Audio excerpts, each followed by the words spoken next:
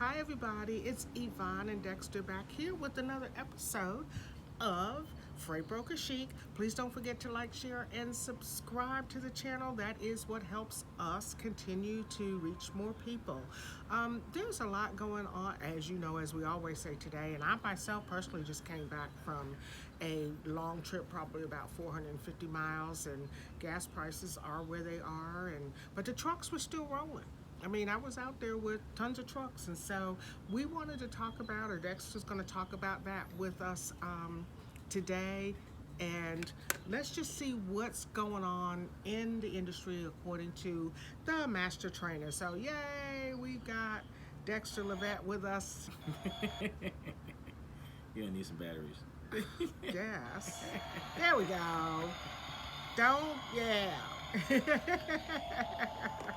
All right.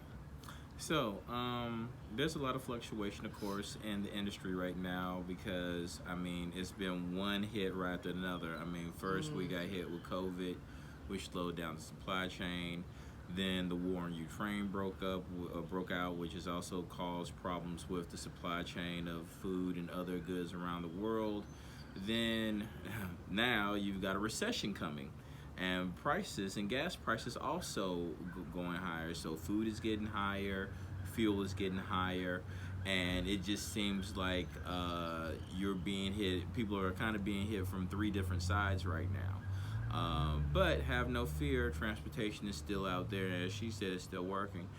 But we've had to how can I, as they say, change with the times or roll with the punches.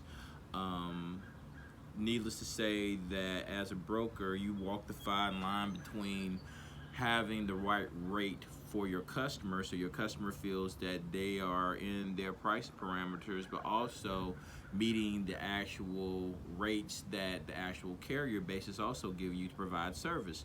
And of course, since fuel has gone up, carriers have naturally gone up on their prices.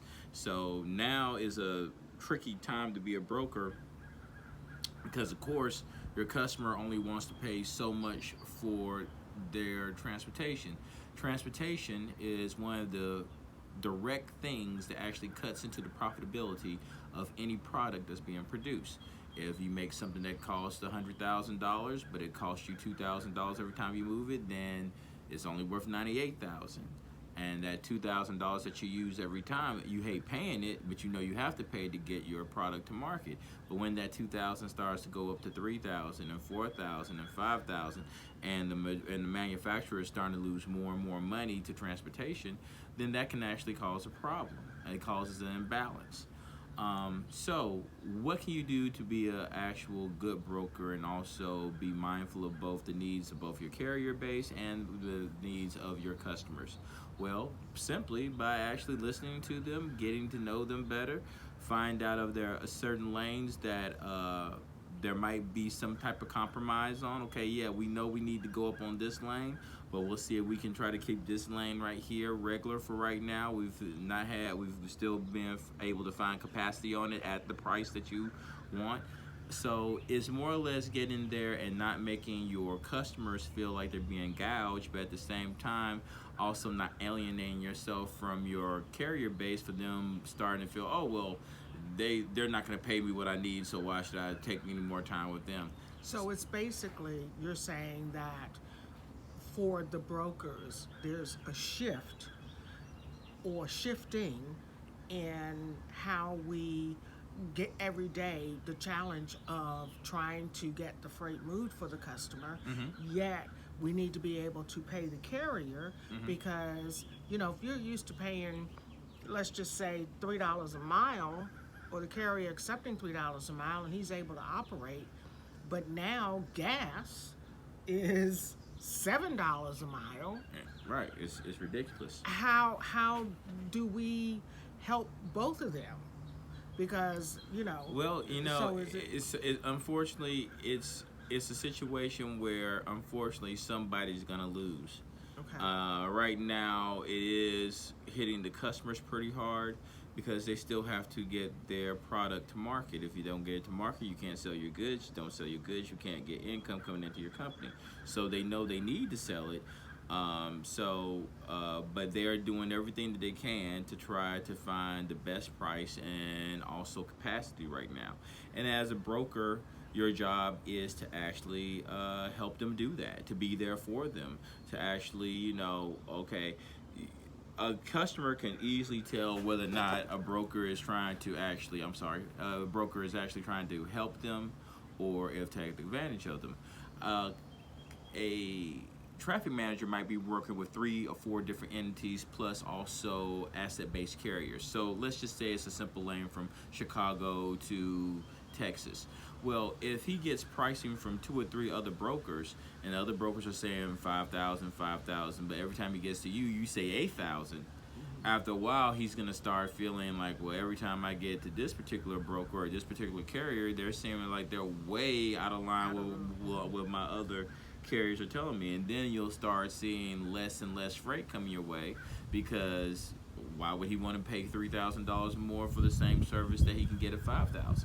So then they start wondering, okay, well, is this broker taking advantage of me, or is this carrier taking advantage of me?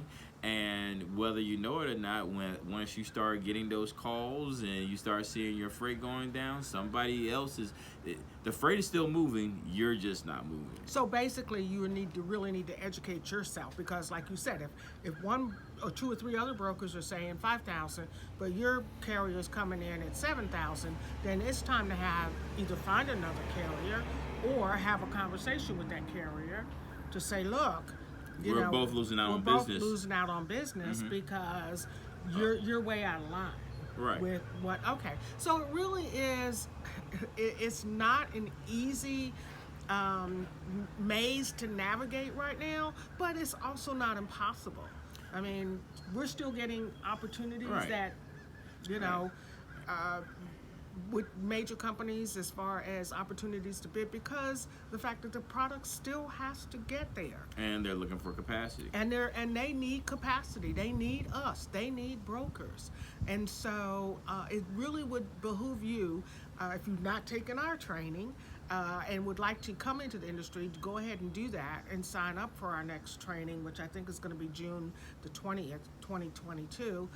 Or if you're already in the business, to really hone in on your negotiating skills and using time to really maybe broaden your carrier base and finding people who are willing to work within the parameters of your customers' pricing.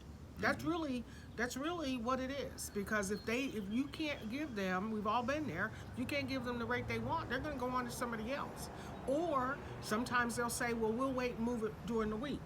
Because if I'm trying to move something for the customer over the weekend, you're going to pay a lot more money if he has to cart that stuff around on his trailer and all weekend, and he can't unload till Monday.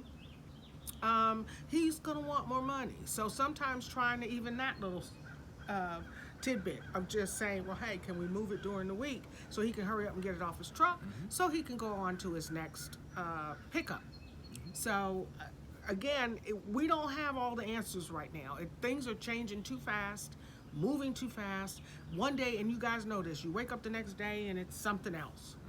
So we just do what we can to try to keep up and continue to educate ourselves. Exactly. Anything else you'd like to No, share? I think I spotted out good enough. Okay. All right. Well, again, we thank him for coming on and his time. He has been very busy. He's been up all night working on a bid. Didn't get any sleep last night. So I really appreciate him coming and just what he does. That's what he does, is pour into you guys, because he wants you to be successful. All right, guys. Thank you again for tuning in, and we will see you next time here on Freightbrokerchic. Bye-bye, everybody. Bye-bye.